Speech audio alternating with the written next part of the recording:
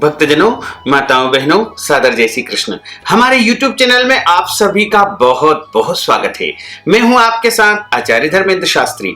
आज हम आपको अधिक मास पुरुषोत्तम मास मल मास के 17वें अध्याय की 17वें दिन की कथा सुनाने जा रहे हैं। इस कथा को आप अंत तक जरूर सुनिएगा और अधिक से अधिक लोगों को शेयर भी करिएगा। अधिक मास पुरुषोत्तम मास बड़ा ही पुण्यदायी महीना माना गया है और इस मास को साक्षात नारायण का स्वरूप माना जाता है। अधिक मास में जो भी दान करेंगे, पुण्य करेंगे, प्रातः जली स्नान करेंगे, वह बहुत ही पुण्यदायी होगा। समस्त तीर्थों का फल, समस्त दान का फल अधिक मास में प्राप्त होता है। इसलिए आप अपनी श्रद्धा के अनुसार, अपनी हैसियत के अनुसार तथा अपनी भक्ति के अनुसार और भावना के अनुसार आपको कर्म करना चाहिए। दान पुण्य के अलावा आपको अपने नित्य दैनिक जीवन में प्रभु का स्मरण करना चाहिए तथा प्रभु की कथाओं का श्रवण करना चाहिए। अब हम आपको 17वें अध्याय की कथा सुनाने जा रहे हैं। बोलिए लक्ष्मी नारायण भगवान की जय, श्री वृंदावन बिहारी लाल की जय, गोपाल कृष्ण भगवान की जय, श्री पुरुषोत्तम भगवान की जय। गुरुर् ब्रह्मा गुरुर्विष्णु गुरुर्देवो महेश्वरा, गुरुः साक्षात् परब्रह्म तस्मै श्री गुरुवे नमः। कृष्णाय वासुदेवाय हरये परमात्मने प्रणतः क्लेशनाशाय गोविंदाय नमो नमः। वसुदेव सुतं देवं कंसचाणूरमर्दनं देवकी परमानंदं कृष्णं वंदे जगद्गुरुं। कृष्णं वंदे जगद्गुरुं। करारविंदेन पदारविंदं मुखारविंदेन विनिवेशयन्तीं वटस्य पत्रस्य पुटेशयानं बालं मुकुन्दं मनसा स्मरामि। वरहापीडं नटवरवपुः कर्णयोः कर्णिकारं बिभ्रद्वास कनकपीशं वैजयन्तीं च मालां। रन्ध्रान् वेणोर्धर सुदया पूरयन् गोपवृन्दैः वृन्दारण्यं स्वपदरमणं प्राविशत गीतकीर्तिः। जय जय श्री राधा रमण, जय जय नवल किशोर, जय गोपी चित चोर प्रभु, जय जय माखन चोर। मात मेरी श्री राधिका, पिता मेरे घनश्याम, इन दोनों के चरणन में मेरा बारंबार प्रणाम, मेरा बारंबार प्रणाम, मेरा बारंबार प्रणाम। मोहिनी मूरत श्याम की वो मन रही समाय, जो मेहंदी के पात में लाली रही समाय। धन यौवन एक दिन उड़ जाएंगे जैसे उड़े कपूर, मन मूर्ख तू राम भज क्यों चाटे जग दूर। बोलिए पुरुषोत्तम भगवान की जय। अधिक मास पुरुषोत्तम मास के 17वें अध्याय की कथा का प्रारंभ होता है। नारद जी बोले कि हे कृपा सिंधु, फिर ज्ञान प्राप्त करके राजा दृढ़धनवा का क्या हुआ, वह पाप नाशक इतिहास कृपा करके मुझे सुनाइए। श्री नारायण बोले कि अपने पूर्व जन्म के चरित्र को सुनकर के राजा दृढ़धनवा चकित रह गए और आगे का हाल सुनने की इच्छा जागृत हुई। वाल्मीकि मुनि उसकी जिज्ञासा शांत करते हुए बोले कि अपनी ब्राह्मणी के मुख से ऐसी शीतल वाणी को सुनकर के सुदेव ब्राह्मण ने धैर्य धारण करके हरि में अपना ध्यान लगाया। दीर्घ श्वास लेकर के मलिन मुख से जो होनहार से होगा, ऐसा मन में निश्चय करके पुष्पादि लेने के लिए वन में चला गया। इस प्रकार करते हुए काफी समय निकल गया। एक दिन वह समिधा, कुशा, फल फूल आदि लेने जंगल में गया। वहीं सुदेव मन में हरि के चरणों के कमलों का ध्यान करने लगा। उसी दिन उसका लड़का शुकदेव अपने मित्रों के सहित बावड़ी पर गया और उसमें घुस करके मित्रों सहित जल में क्रीड़ा करने लगा तथा जल यंत्र से जल फेंकता हुआ बार बार हंसने लगा। ग्रीष्म ऋतु थी, अतः जल क्रीड़ा में उसे बड़ा आनंद आ रहा था और बालकों से बड़े प्रेम से खेलते खेलते अन्य बालकों के छकाए जाने पर उसने उनके भय से भागने की चेष्टा की। तब भाग्यवश उसने श्वास रोक करके अपने मित्रों को छलने के लिए अथाह जल में गोता लगाया। उस गहरे जल में वह बहुत व्याकुल हो गया और निकलने का प्रयत्न करने लगा, परंतु वह निकल नहीं पा रहा था और उस जल में ही उस बालक की मृत्यु हो गई। यह देख करके सभी बालक आश्चर्य से हाहाकार करते हुए दौड़े हुए अत्यंत दुखित होकर के गौतमी को जाकर के समाचार सुनाया। बालकों की यह अप्रिय और वज्र समान वाणी को सुनकर के पुत्र वत्सला गौतमी मूर्छित होकर पृथ्वी पर गिर पड़ी। इतने में ही वन से सुदेव भी आ गए।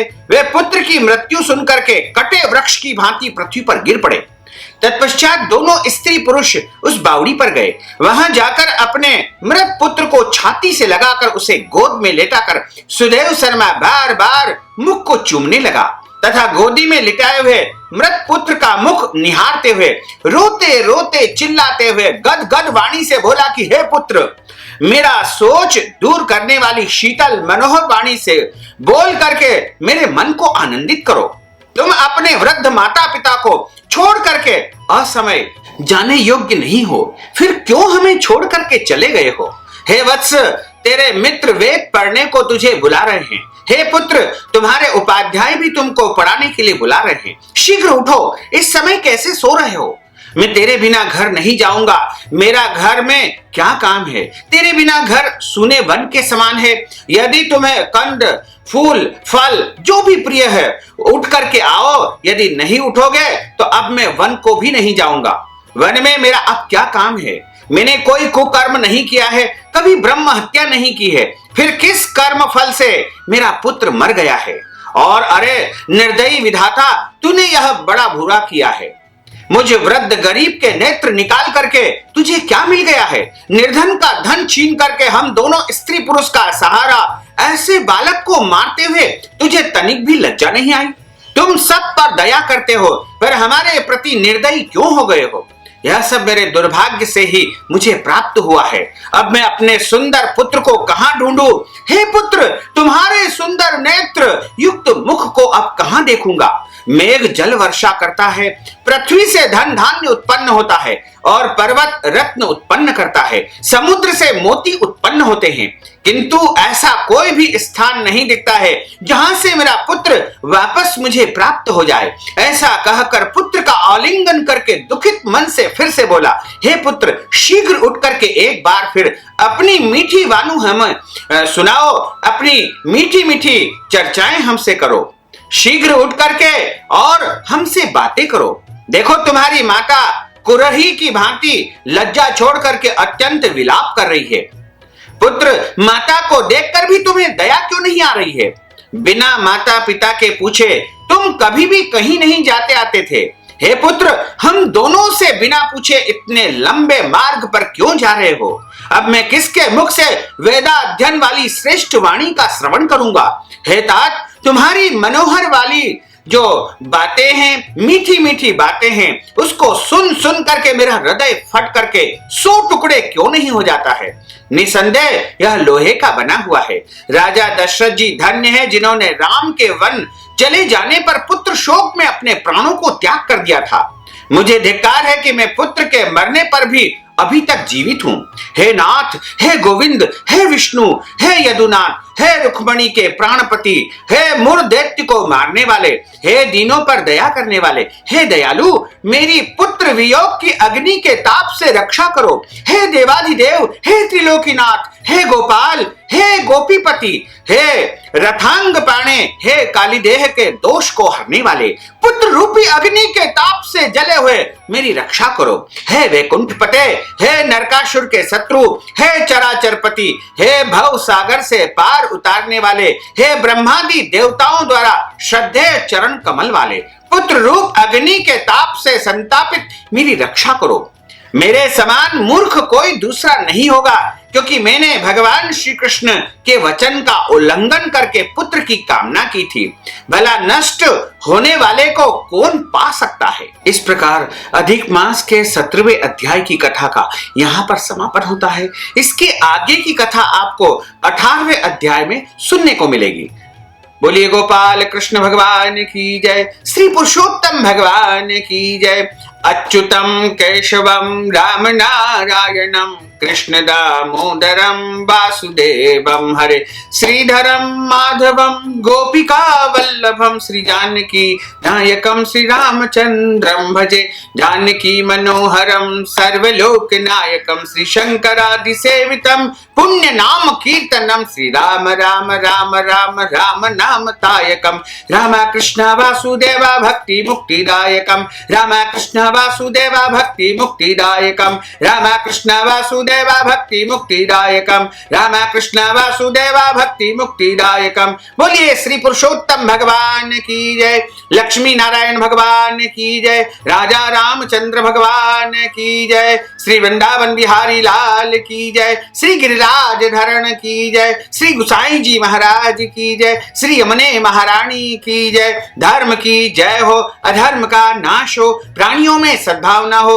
विश्व का कल्याण हो, सनातन धर्म की जय हो, गौ माता की जय हो, नगर बस्ती की जय हो, आज के आनंद की जय हो, कल के आनंद की जय हो, परसों के आनंद की जय हो, बरसों बरसों के आनंद की जय हो। ओम नमः पार्वती पते हर हर महादेव हर। भक्तजनों, माताओं बहनों, आपने यह ज्ञानवर्धक कथा का श्रवण किया है। यदि आप इस कथा श्रवण के निमित्त या पुरुषोत्तम मास में गौदान, वस्त्रदान, अन्नदान, मालपुआ दान या अन्य दान के निमित्त धनराशि हमें प्रदान करना चाहते हैं तो आप अवश्य ही हमें प्रदान कर सकते हैं। इसके साथ आप अपना नाम और गोत्र भी हमें भेजिएगा ताकि आपके नाम और गोत्र से संकल्प करके इस दान पुण्य को आपको जो है पूरा पूरा पुण्य हम प्रदान करवा सकेंगे। तो यदि आप हमें धन राशि प्रदान करना चाहते हैं, दान राशि प्रदान करना चाहते हैं तो हमारे पेटीएम के माध्यम से, गूगल पे के माध्यम से, फोन पे के माध्यम से या अकाउंट नंबर में सीधे सीधे धन राशि ट्रांसफर करके और पुण्य प्राप्त कर सकते हैं। साथ ही इस ज्ञानवर्धक वीडियो को अधिक से अधिक लोगों को शेयर करिएगा, लाइक करिएगा, कमेंट करिएगा और यदि अभी तक आपने सब्सक्राइब नहीं किया तो अभी और इसी समय सब्सक्राइब अवश्य कर लीजिए। आपको और आपके पूरे परिवार को सादर जय श्री कृष्ण, सादर धन्यवाद।